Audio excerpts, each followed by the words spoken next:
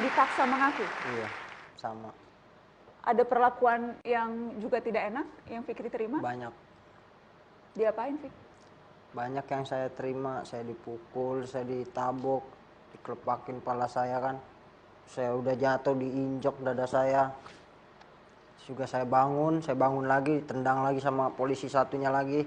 Sampai saya jatuh saya kena batu, ini masih ada bekasnya.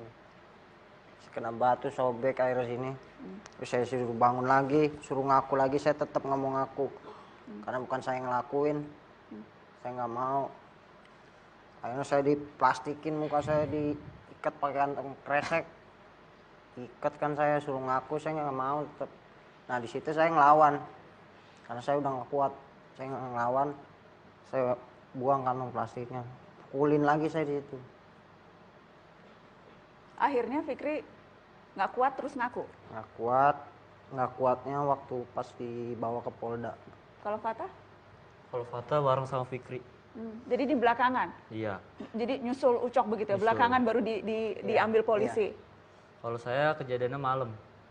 Jam 9 malam saya lagi di sebuah angkringan. Lagi nongkrong sama Fikri, datang polisi. Pakaian seragam biasa, ada yang pakai seragam, ada yang kagak. Polisi datang langsung nembak ke atas. Teman saya yang namanya Bogel kabur, lalu dia mau ditembak. Baik lagi dia nggak jadi, disuruh ngikut ke kolong jembatan.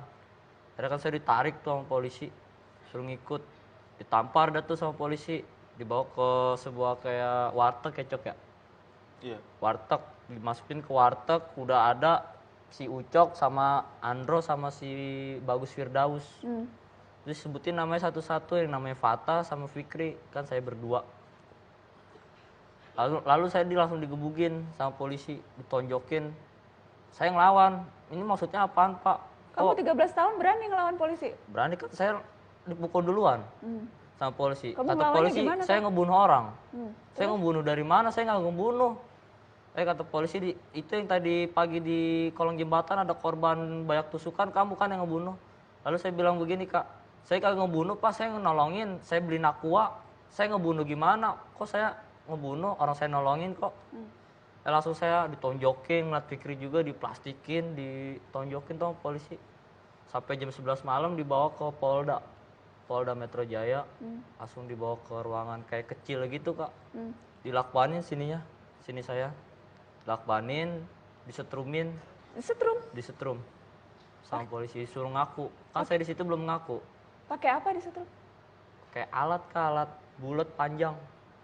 Setrumin belakang, badan. Akhirnya saya dibawa udah ke Polda. Akhirnya kamu ngaku? Saya nggak kuat Kak, karena setruman sama gebugan. Jadi saya nggak kuat di situ. Di malam itu kamu akhirnya bilang, iya? Enggak, malam itu, 5 hari yang lalu saya baru ngaku. 5 hari kemudiannya baru ngaku? Iya. Dan sepanjang sampai 5 hari itu terus digebugin, tetap dikasih makan pagi sama sore.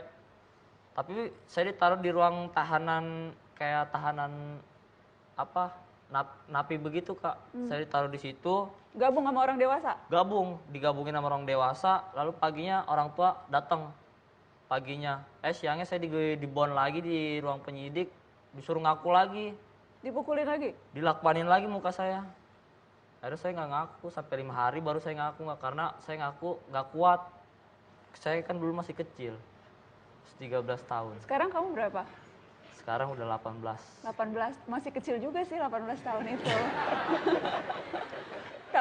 tapi luar biasa kuat ya. Kita kasih tepuk tangan dong untuk teman-teman ini. Luar biasa kuat. Baik, dan teman-teman adik-adik ini kan didampingi oleh LBH Jakarta ya. Iya. Ada Oki Wiratama Siagian. Mbak Oki, terima kasih sudah hadir di Mata Najwa. Terima kasih juga sudah membela adik-adik ini LBH Jakarta. Jadi mereka karena pengakuannya akhirnya divonis, ada yang 2 tahun 7 bulan, ada yang paling berat rata-rata vonisnya berapa Mbak Oki? Hampir 3 tahun. 3 tahun? 2 tahun 7 bulan. 2 tahun 7 bulan. Dan upaya hukum yang dilakukan sampai kemudian akhirnya MA memutuskan mereka tidak bersalah. Ya, sejak awal, sejak tahun 2013, memang kasus-kasus pengamen Cipulir ini didampingi oleh Lembaga Bantuan Hukum Jakarta hingga pada saat divonis di PN Jakarta Selatan dinyatakan terbukti bersalah, lalu LBH Jakarta kami mengajukan banding, banding juga dikuatkan putusannya, kami mengajukan kasasi juga di NO, hingga mengajukan PK, peninjauan kembali, hingga akhirnya pada putusan PK, putusan yang paling terakhir, anak-anak pengamen Cipulir ini dimenangkan dan dinyatakan tidak terbukti bersalah. Tidak bersalah. Ya. Dan itu terutama saya ingat, terutama karena ada pengakuan pelaku sesungguhnya yang kemudian mengaku bahwa yang membunuh korban adalah dia, begitu kan ya? Betul, iya. Oke. Pelaku sesungguhnya ini ditemukan oleh keluarga korban maupun juga dengan LBH Jakarta, bersama-sama kami menemukan pelaku sesungguhnya, jadi bukan pihak kepolisian yang menemukan, tapi dari LBH Jakarta yang menemukan. Lalu pelaku ini yang berinisial I ini akhirnya bersama-sama dengan kami kita bawa ke Polda Metro Jaya, namun ditolak oleh pihak kepolisian di Polda Metro Jaya dengan alasan sudah ada vonis terhadap anak-anak ini, seperti itu. Karena ditolak dari Polda Metro Jaya, akhirnya kami memutuskan untuk pergi ke Kompolnas, Komisi Kepolisian Nasional. Lalu dari Kompolnas akhirnya mendesak pihak Polda Metro Jaya untuk segera memproses kasus salah tangkap ini. Dan saya tertarik karena di putusan PK-nya itu spesifik Mahkamah Agung mengatakan ya penyiksaan memang dialami oleh adik-adik kita ini. Betul sekali. Di putusan tingkat terakhir di peninjauan kembali, uniknya hakim mempertimbangkan bahwa memang telah terjadi adanya penyiksaan terhadap klien kami. Mengingat bahwa klien kami ini pada waktu itu merupakan anak-anak ya, jadi memang anak-anak masih gampang ditakut-takuti. Itu pertimbangan dari hakim yang memutus perkara ini. Oke. Dan setelah bebas, mereka mengajukan ganti rugi, sesuatu yang sangat wajar dan seharusnya memang didapatkan. Tapi ganti ruginya pun ditolak. Betul sekali. Jadi pada bulan Juni 2019 kami dari LBH Jakarta bersama dengan anak-anak pengamen Cipulir mengajukan ganti kerugian atas putusan bebas. Berapa persisnya yang diminta ganti ruginya, Mbak? Sekitar 700 juta untuk keempat orang anak ini. Nah, nilai dari 700 juta tersebut terdiri dari kerugian material maupun juga kerugian imaterial. Kerugian material menurut saya terlalu kecil tuh Mbak, 700 juta. Untuk anak usia 13 tahun yang disiksa, yang kemudian harus kehilangan kesempatan sekolah, belum lagi nama baiknya, 700 juta terlalu kecil itu. Iya nggak sih?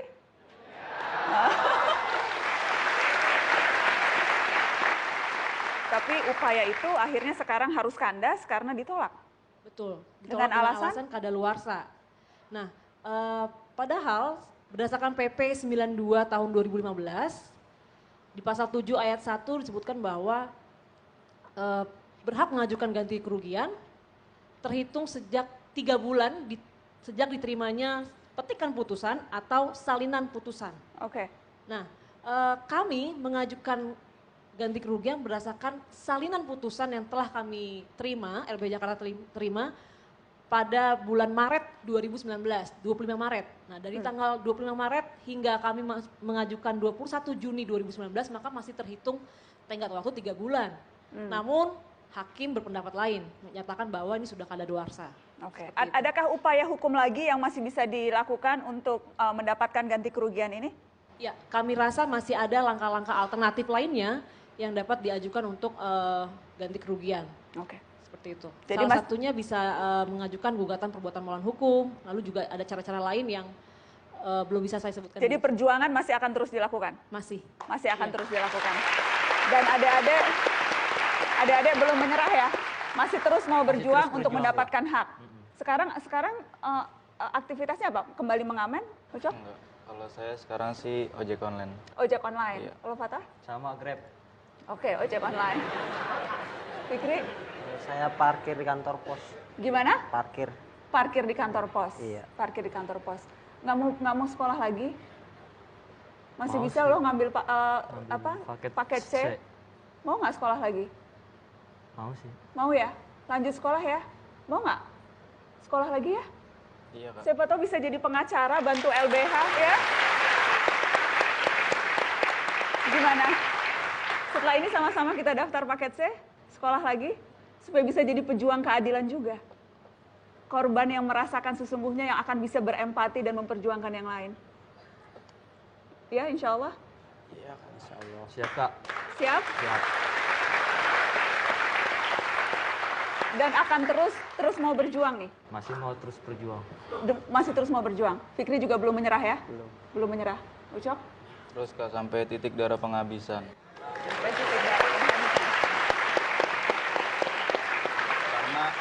Karena saya ngambil prinsipnya itu dari bendera merah putih, Kak.